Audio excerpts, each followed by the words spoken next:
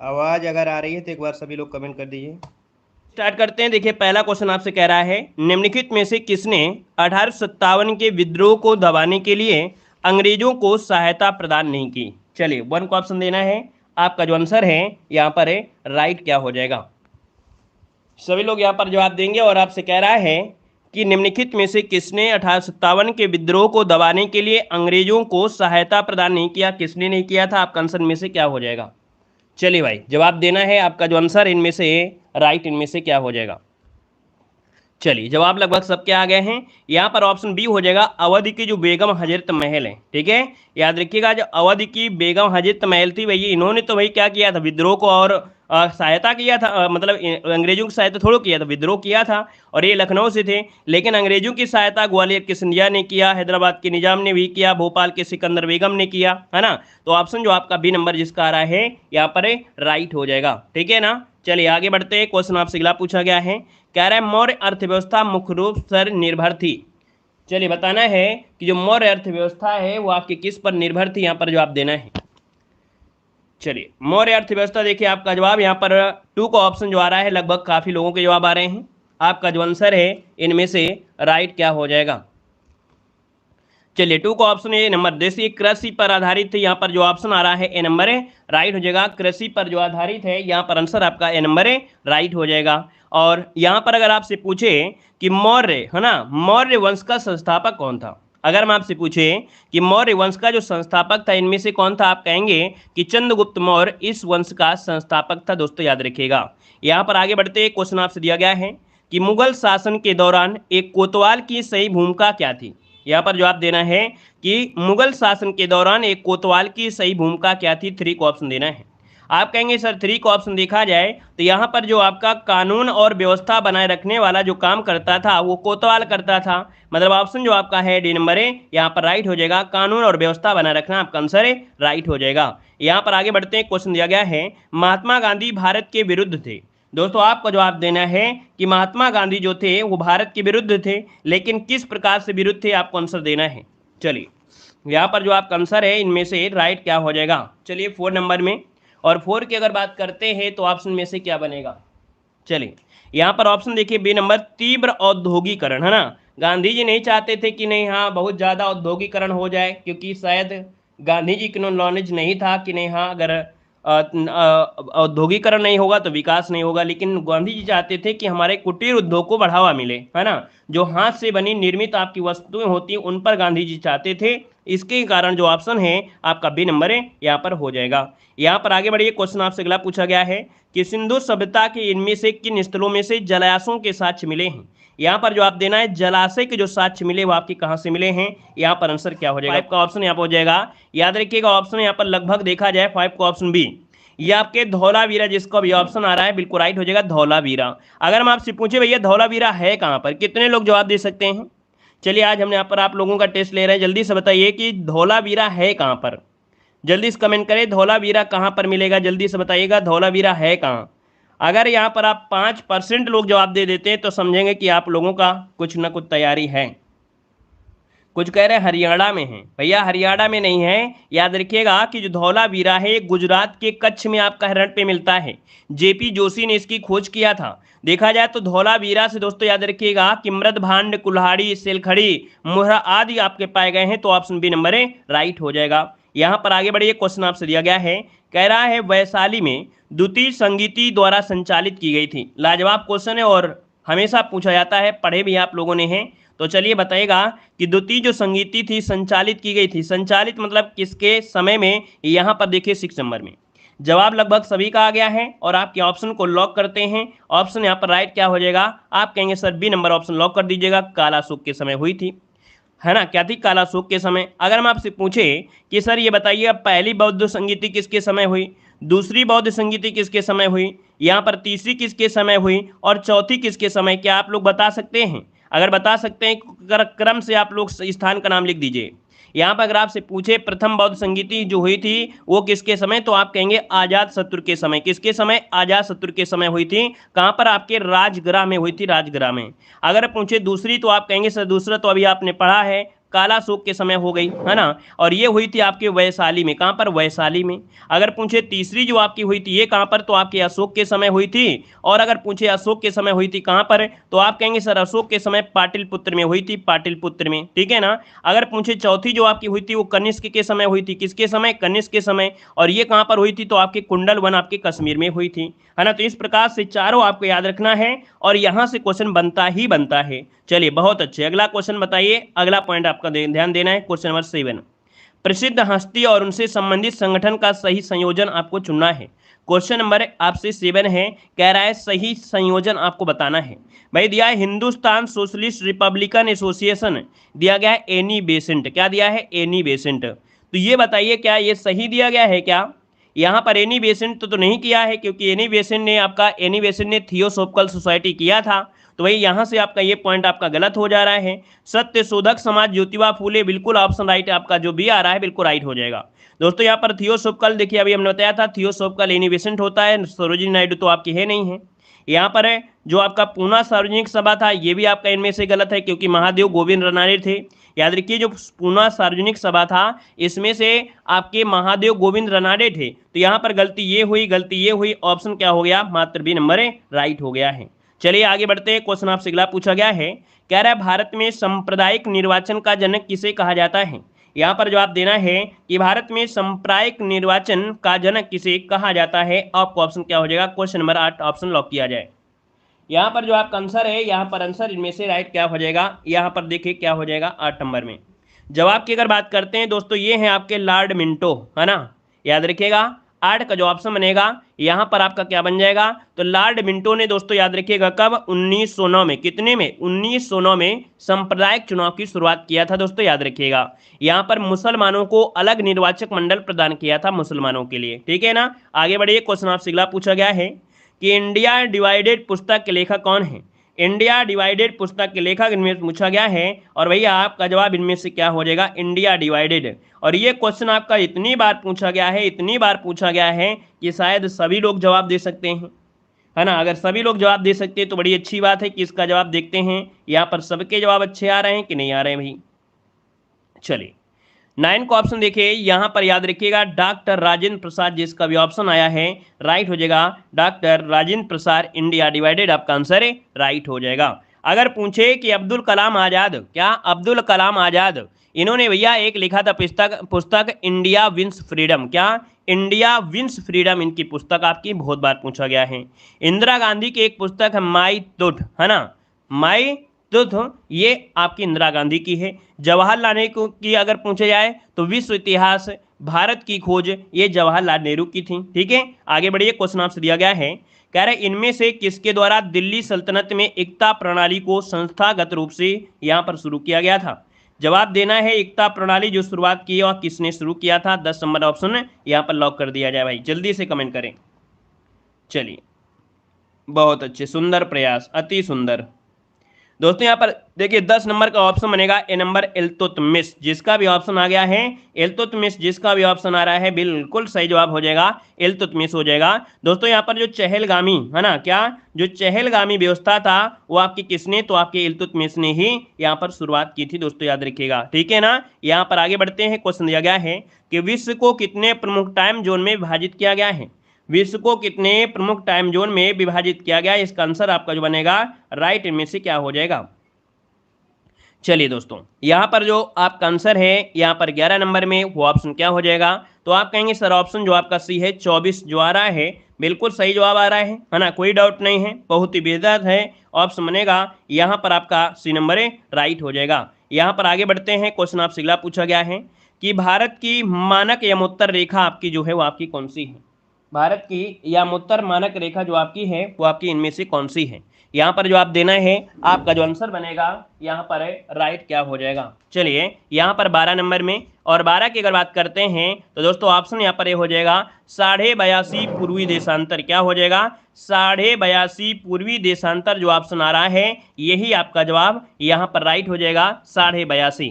और ये भारत के 5 राज्यों से होकर जाती है दोस्तों, याद रखिएगा, ठीक है ना।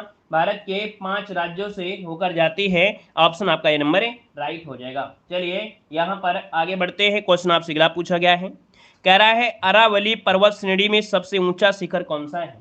अरावली पर्वत श्रेणी में सबसे नीचे सबसे जो आपका ऊंचा शिखर है वो आपका कौन सा है?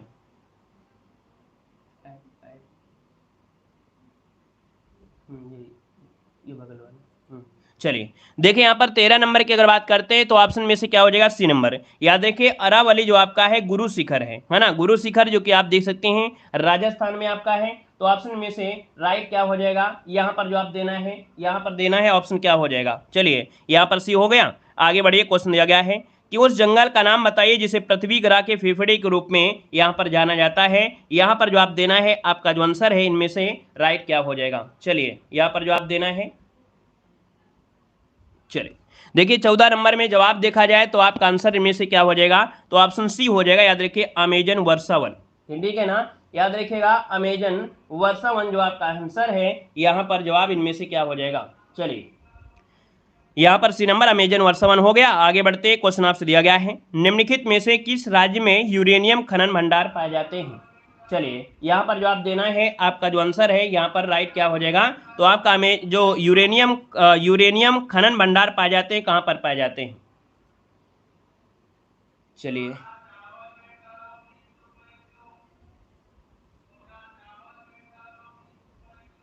देखिए 15 नंबर की अगर बात करते हैं तो ऑप्शन ए हो जाएगा दोस्तों। याद रखिए ये आपके ए नंबर हो जाएगा, क्या हो जाएगा? चलिए 15 का ऑप्शन बनेगा भैया ए नंबर। ये आपके,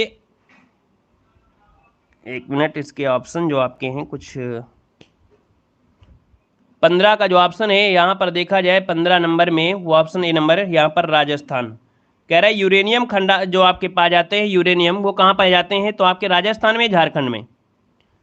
यहाँ पर देखिए यूरेनियम आपका हो जाएगा राजस्थान हो जाएगा, ठीक है, क्या हो जाएगा? राजस्थान। यहाँ पर आंसर जो आपका है राइट हो जाएगा।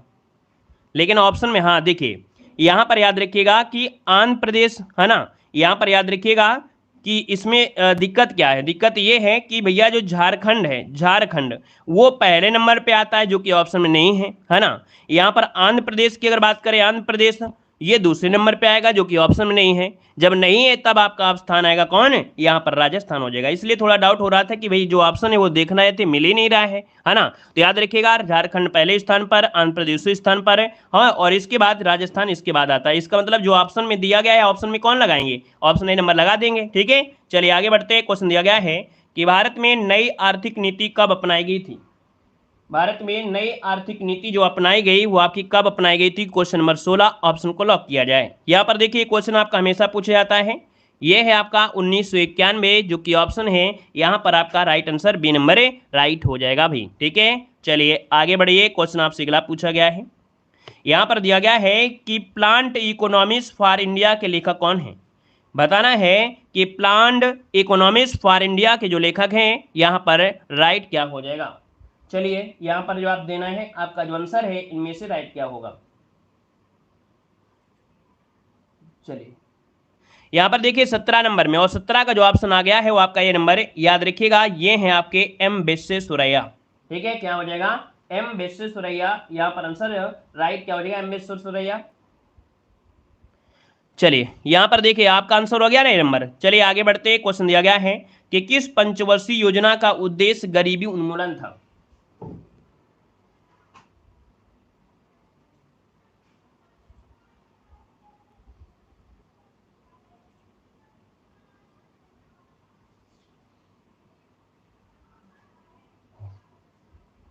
चलिए देखिए 18 नंबर की अगर बात करते हैं तो ऑप्शन में से क्या हो जाएगा? तो गरीबी उन्मूलन लगभग सबका जवाब आ गया है सी नंबर। ये है आपकी पांचवी पंचवर्षीय योजना।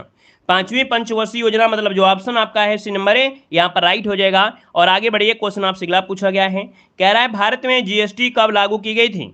चलिए जवाब देना है कि भारत में जो जीएसटी लागू किया गया था यहाँ पर कब लागू किया गया था? 19 नंबर में। ऑप्शन यहाँ पर राइट क्या हो जाएगा? चलिए यहाँ पर देखिए भारत में जीएसटी लागू किया गया था, कब किया गया था? यहाँ पर जो आपका आंसर है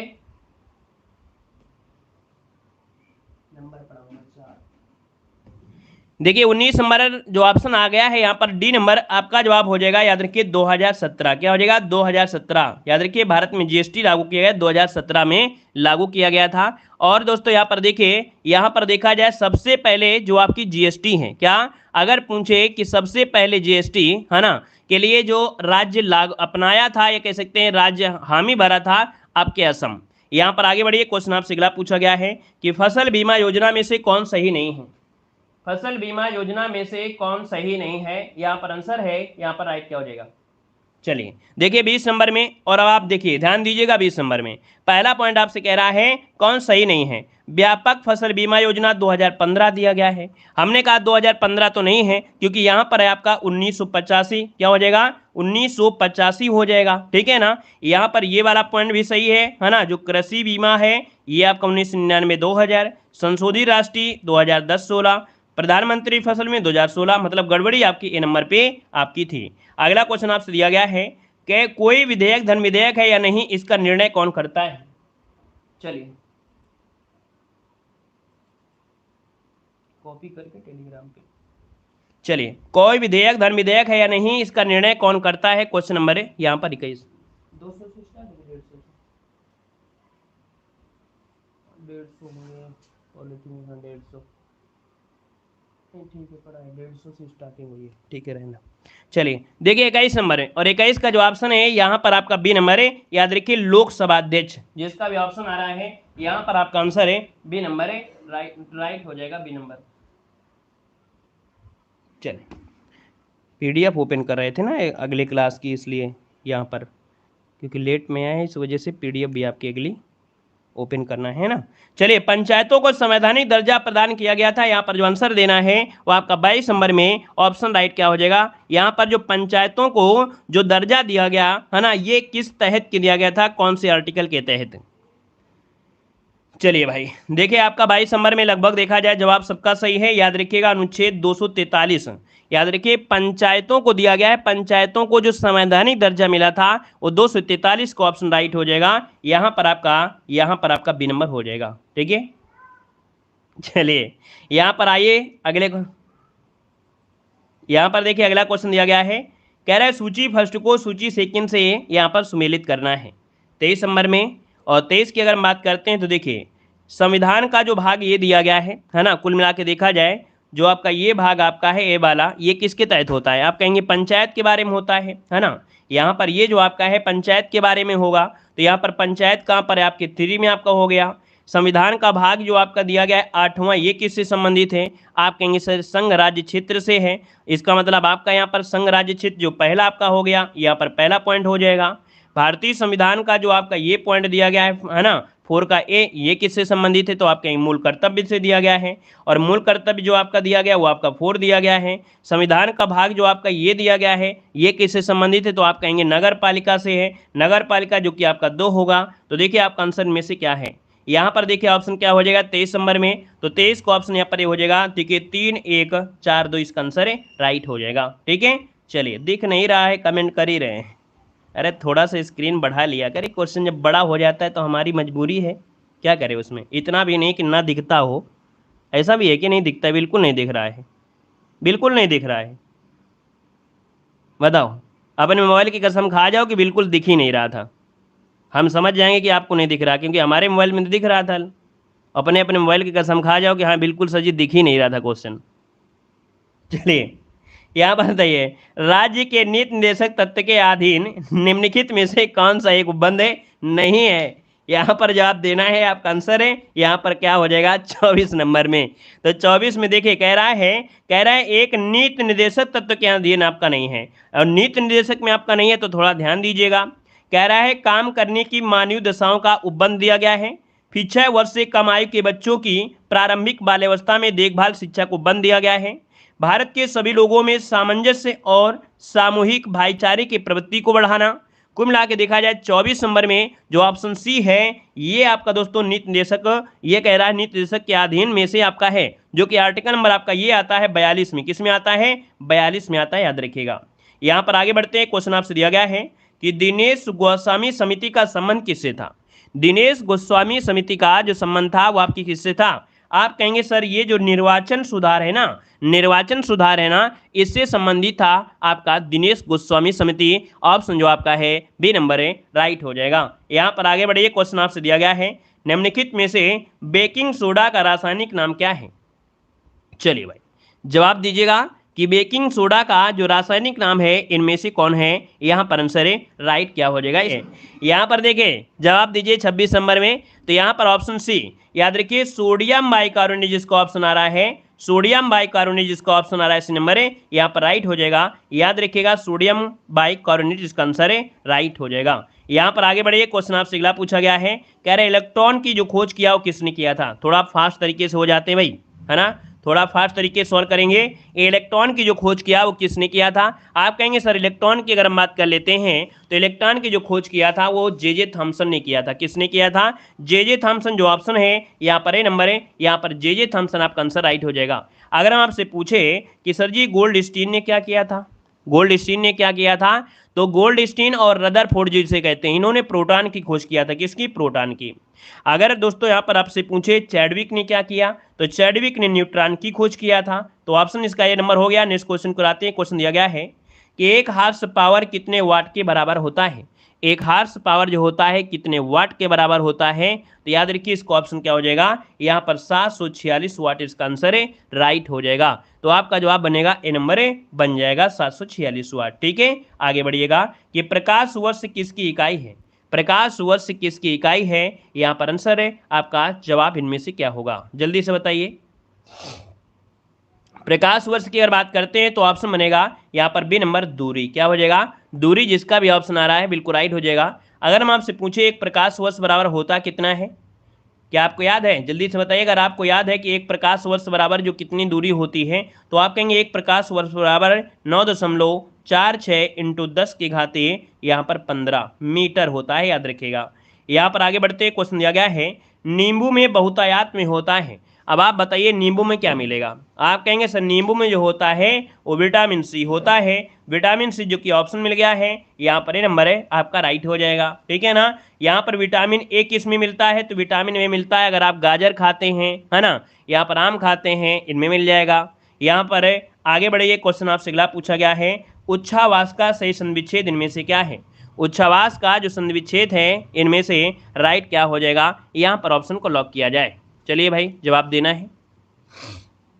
उत्तधन श्वास बिल्कुल सही है। यहाँ पर देखिए ऑप्शन जो आपका सी नंबर है उत्तधन श्वास बिल्कुल राइट हो जाएगा। और आज के पेपर में काउंटिंग करते हुए चलिएगा, ठीक है ना। आज देखिएगा कि आपसे जो नंबर आ रहा है, आपका स्कोर जा रहा है, वो कितना स्कोर जा रहा है भाई। ठीक है, यहाँ पर ऑप्शन सी हो गया। और यहाँ पर आगे बढ़ते हैं। क्वेश्चन आपसे दिया गया है कि पेट में दाढ़ी होना का अर्थ क्या होता है। पेट में दाढ़ी होना का अर्थ इनमें से क्या होता है भैया, जवाब देना है। तो आप कहेंगे पेट में दाढ़ी होना मतलब होता है ना, दूर तो प्राणी तो होगा नहीं, लेकिन ऑप्शन आप डी देखेंगे, देखने में किंतु सीधा, है ना, देखने में सीधा किंतु यहाँ पर चालाक होना। कभी कभी कोई व्यक्ति देखने में बड़ा सीधा होता है, लेकिन उतना ही जितना सीधा दिखता है ना उतना ही ज़्यादा टेढ़ा भी होता है कि नहीं।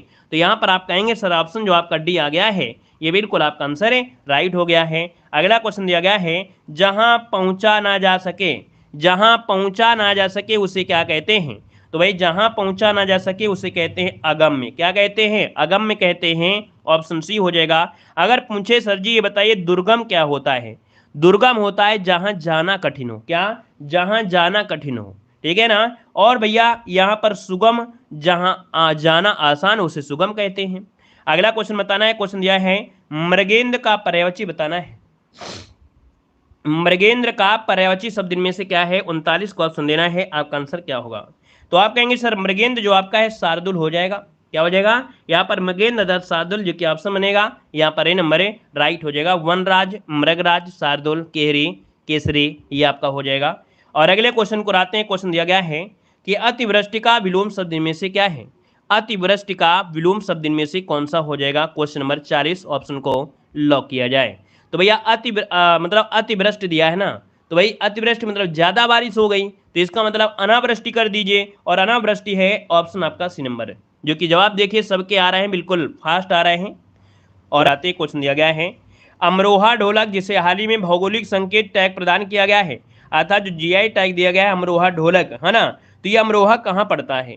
तो आप कहेंगे सर अमरोहा जो पड़ता है उत्तर प्रदेश में पड़ता है, यहाँ पर 300 से ज़्यादा आपकी इकाइयाँ हैं जो कि आपके ढोलक बनाने की, है ना। यहाँ पर आगे बढ़ते हैं, क्वेश्चन दिया गया है कि क्रोएशिया की मुद्रा का नाम क्या है। क्रोएशिया की मुद्रा का नाम पूछा गया है। 61 को ऑप्शन में से राइट क्या हो जाएगा, क्रोएशिया की मुद्रा बताना है। चलिए, क्रोएशिया की मुद्रा पूछा है तो आप कहेंगे सर क्रोएशिया की मुद्रा है क्रोएशियाई कुना, जो कि ऑप्शन है यहाँ पर सी नंबर कुना, आपका आंसर सी नंबर राइट हो जाएगा दोस्तों। और ये एक यूरोपीय देश है दोस्तों, इसकी राजधानी क्या है, जाग्रेब, क्या है, जाग्रेब हो जाएगा। यहाँ पर आगे बढ़ते हैं, क्वेश्चन आपसे दिया गया है कि किस तिथि को अंतर्राष्ट्रीय जैव विविधता दिवस मनाया जाता है। किस तिथि को अंतर्राष्ट्रीय जैव विविधता दिवस मनाया जाता है, जवाब यहाँ पर लॉक किया जाए भाई। देखिए 62 नंबर की अगर बात करते हैं तो ऑप्शन बी ये है आपका 22 मई। याद रखिएगा कि 22 मई को अंतर्राष्ट्रीय जैव विविधता दिवस मनाया जाता है, याद रखिएगा। यहाँ पर आगे बढ़ते हैं, क्वेश्चन आपसे दिया गया है, कह रहे सब्जी अनुसंधान कहाँ पर है। भाई अगर आपने यूपी जीके नहीं पढ़ा होता तो भी गड़बड़ी हो जाती, क्योंकि भैया आपके यूपी जीके में ही एक क्वेश्चन मिलेगा कि सब्जी अनुसंधान जो आपका है ये कहाँ पर है, सब्जी अनुसंधान। यहाँ पर दोस्तों आपका जो आंसर है 63 नंबर में ऑप्शन डी हो जाएगा, यहाँ पर वाराणसी हो जाएगा, याद रखिए वाराणसी में है, ठीक है ना। यहाँ पर आगे बढ़िए, क्वेश्चन आपसे दिया गया है, आपसे कह रहा है कि भारत की संसद के उच्च सदन के संदर्भ में इनमें से कौन सा कथन सही है। मतलब भारत का जो उच्च सदन है इसके बारे में पूछा गया है कि क्या सही दिया गया है। आप क्या जवाब देंगे, आप जवाब देंगे सर या कभी भी भंग नहीं होता है, या कभी भी भंग नहीं होता है। यहाँ पर आंसर आपका ये नंबर राइट हो जाएगा। यहाँ पर आगे बढ़ते हैं, क्वेश्चन दिया गया है कि प्रसिद्ध पर्वतीय पर्यटन स्थल कोडाईकनाल कहाँ स्थित है। प्रसिद्ध पर्वतीय पर्यटन स्थल कोडाईकनाल जो स्थित है वो आपके कहाँ पर है, 65 नंबर। आपका जवाब क्या होगा, तो यहाँ पर जवाब हो जाएगा बी नंबर। याद रखिएगा जो आपकी पलनी की पर्वत श्रृंखला है, ठीक है, तमिलनाडु में आपकी डिंडीगुल जिले में पड़ती हैं, वहां पर है, ऑप्शन बनेगा आपका बी नंबर है। और अगला क्वेश्चन दिया गया है कि भूटान भारत के निम्नलिखित में से किन राज्यों के साथ अपनी सीमा साझा करता है।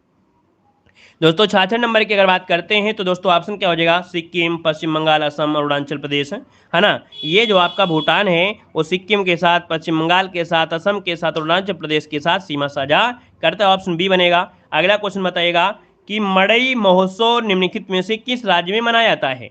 मड़ई महोत्सव जो मनाया जाता है वो किस राज्य में मनाते हैं। यहाँ पर देखिए तो भैया ये मनाया जाता है आपके छत्तीसगढ़ में। कहाँ पर मनाते हैं, आपके छत्तीसगढ़। इसका जो आंसर है यहाँ पर राइट क्या हो जाएगा, यहाँ पर ऑप्शन बी नंबर राइट हो जाएगा। नेक्स्ट क्वेश्चन कराते हैं, क्वेश्चन दिया गया है कि संयुक्त राज्य अमेरिका का राष्ट्रीय खेल क्या है।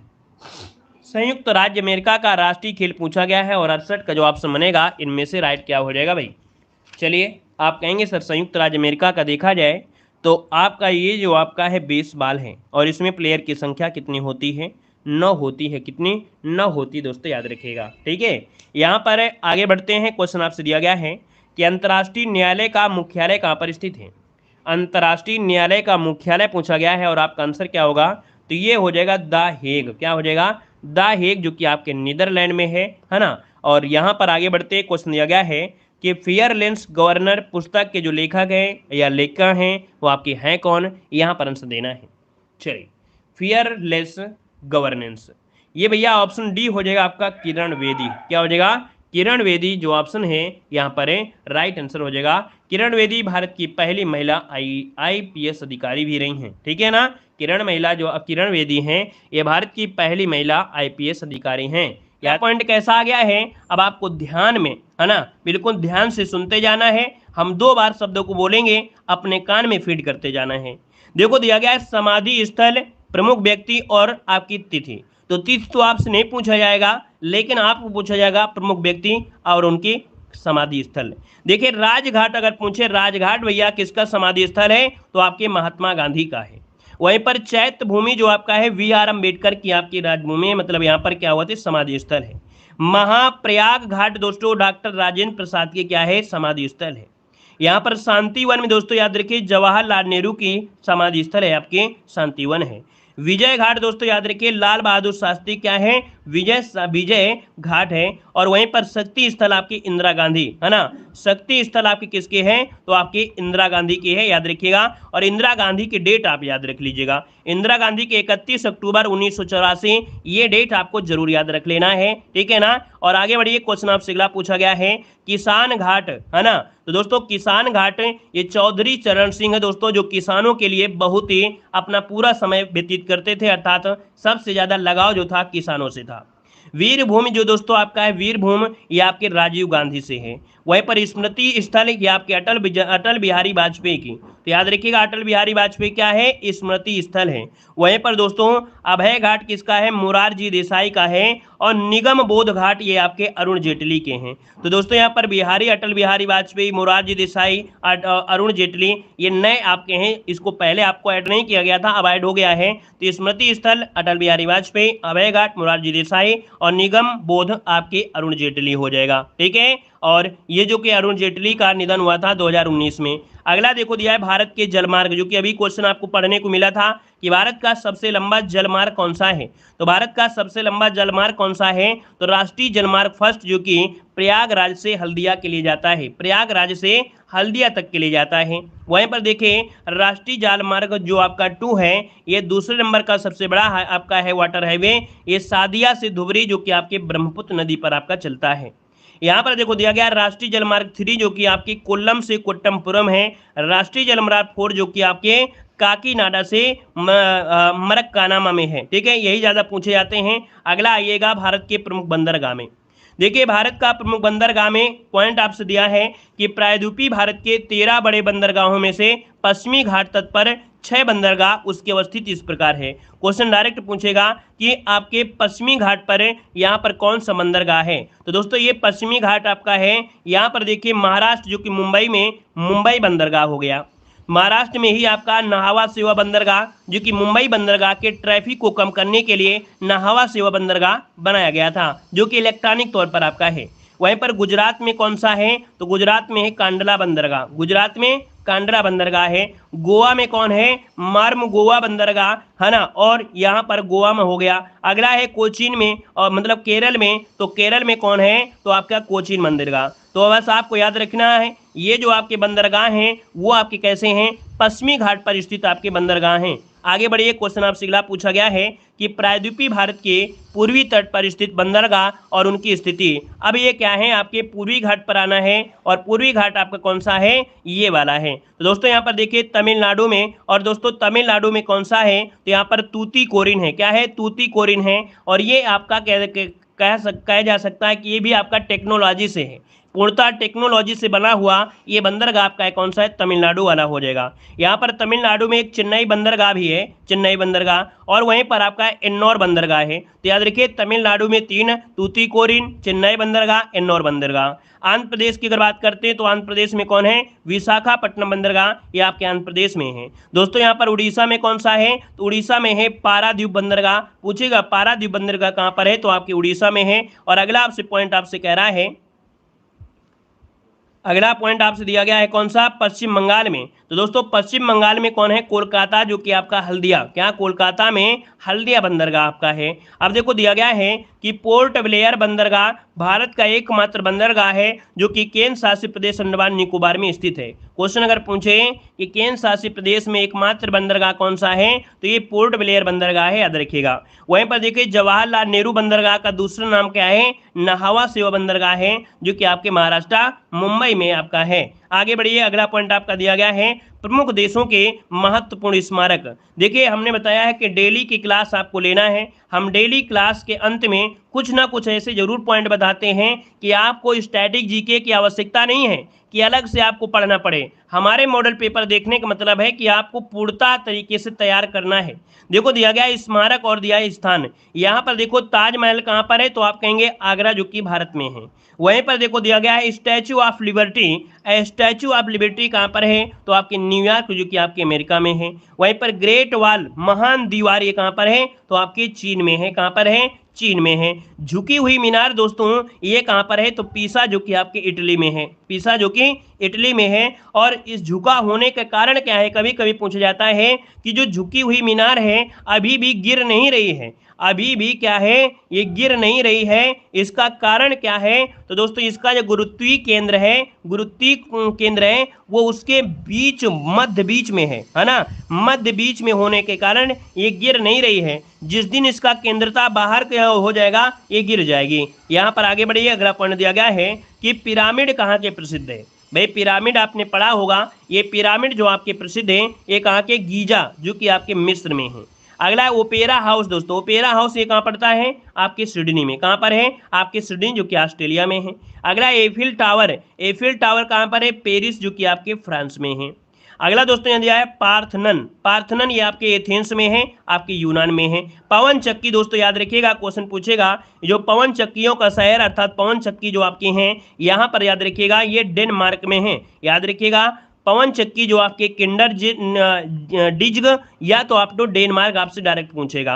यहाँ पर दिया गया है आपका क्रेमलिन। क्रेमलिन आपके मास्को, जो कि रूस में है। और इंपीरियल पैलेस पूछा जाता है, इंपीरियल पैलेस कहाँ पर है, तो ये आपके टोक्यो, जो कि आपके जापान में है, आपका इंपीरियल पैलेस हो जाएगा। ठीक है, तो इस प्रकार से दोस्तों ये क्लास आपकी कंप्लीट होती है। ठीक है, धन्यवाद, जय हिंद।